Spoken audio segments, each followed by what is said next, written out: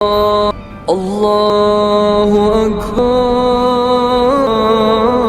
الله أكبر.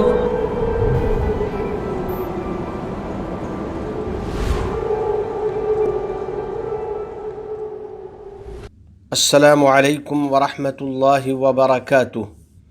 جمعہ 19 شعبان سن 1442 مطابق 2 اپریل سن 2021 کے خطبے کا اردو میں خلاصہ پیش خدمت ہے۔ خطبے کا موضوع نامہ اعمال کو وزنی کرنے والے اور نیکیوں سے بھر دینے والے اذکار و افعال۔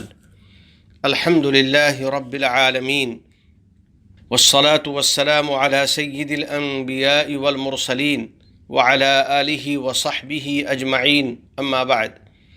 رفیقان ملت اسلامیہ، میرے مسلمان بھائیوں، باری تعالی جل جلالہ کے فرشتے انسان کا ہر چھوٹا بڑا عمل لکھ رہے ہیں اور اس کا نامہ اعمال مرتب کر رہے ہیں۔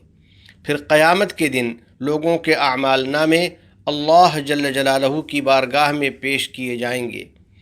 پس جس بندے کا میزان عمل وزنی اور نیکیوں سے پر ہوگا تو اس کو کامیابی کا پروانہ عطا کیا جائے گا اور وہ خوش و خرم رہے گا۔ اسی سلسلے میں خدائے عز و جل کا فرمان عالی شان ہے، فَأَمَّا مَنْ ثَقُلَتْ مَوَازِينُهُ فَهُوَ فِي عِيشَةٍ رَاضِيَةٍ، پس جس شخص کے پلڑے وزنی ہوں گے وہ من پسند اور خوش و خرم زندگی میں ہوگا۔ یعنی جس بندے کی نیکیوں کا پلڑا بھاری ہوگا اس کو اللہ کی رضا اور اس کی خوشنودی نصیب ہوگی اور وہ جنت کی نعمتوں سے لطف اندوز ہوگا۔ بہرحال جن چیزوں سے نامہ اعمال وزنی ہوتا ہے ان میں ایک اہم نیکی اللہ کا ذکر اور اس کی حمد و ثنا ہے۔ بلا شبہ اذکار و تسبیحات کی بہت زیادہ عظمت و فضیلت ہے اور ان پر بے انتہا اجر و ثواب ہے۔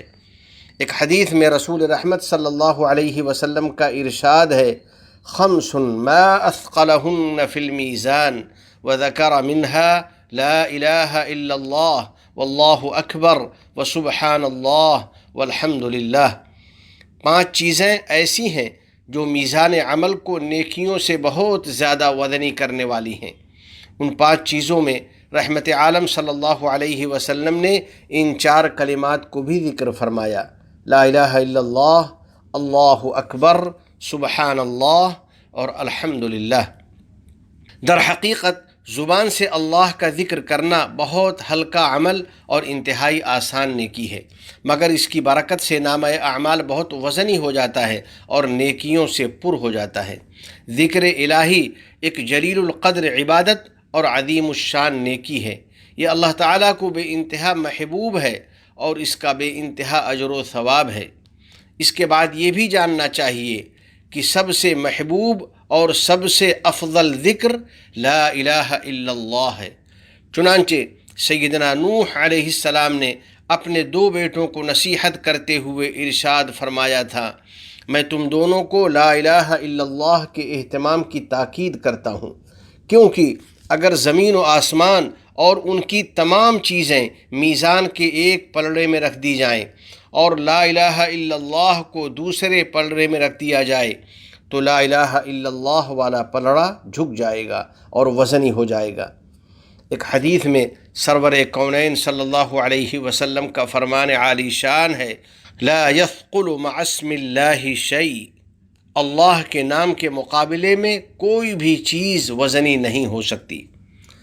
اذکار و تسبیحات کا اہتمام کرنے والوں، جو بندہ ہر وقت اور ہر گھڑی اللہ کے ذکر میں مشغول رہتا ہے اور خاص طور پر نمازوں کے بعد اور سونے کا ارادہ کرتے وقت اس کا اہتمام کرتا ہے تو اس کو بے انتہا ثواب عطا کیا جاتا ہے اور اس کا نامہ اعمال نیکیوں سے وزنی ہو جاتا ہے۔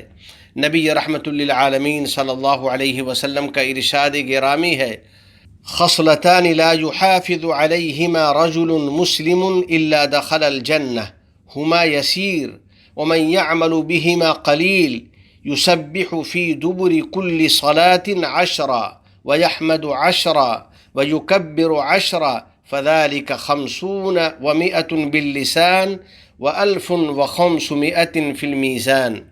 ويكبر 34 إذا أخذ مضجعه ويحمد 33 ويسبح 33 فذلك 100 باللسان و1000 في الميزان۔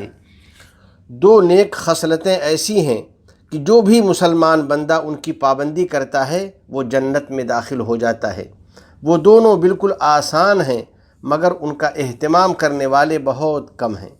ان میں سے پہلی خصلت اور پہلا معمول یہ ہے کہ بندہ پانچوں نمازوں کے بعد 10 بار سبحان اللہ، 10 بار الحمدللہ اور 10 بار اللہ اکبر کہہ لے۔ ہر فرد میں 30 کلمات ہوئے۔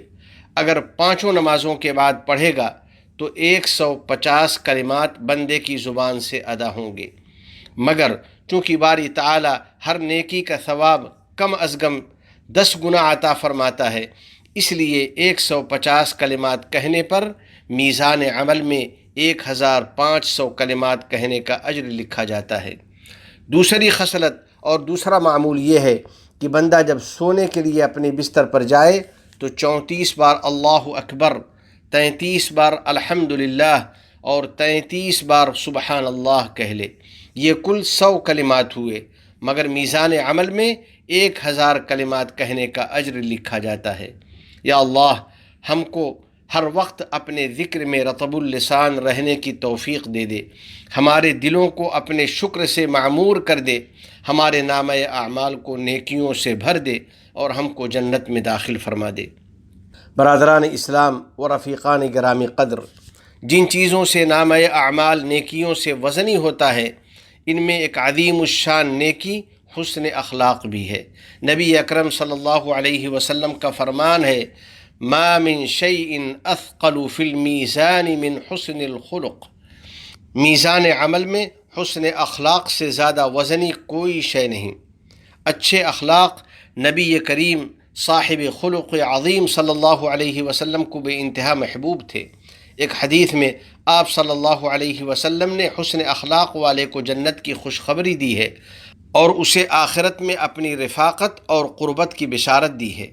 ان من احبکم الی واقربکم منی مجلسا یوم القیامت احاسنکم اخلاقا۔ تم دوستوں میں مجھے زیادہ محبوب وہ ہیں اور قیامت کے دن انہی کی نشست بھی میرے زیادہ قریب ہوگی جن کے اخلاق تم میں زیادہ بہتر ہیں۔ اچھے اخلاق کی بدولت دلوں میں الفت و محبت پیدا ہوتی ہے اور باہمی تعلقات مضبوط ہوتے ہیں۔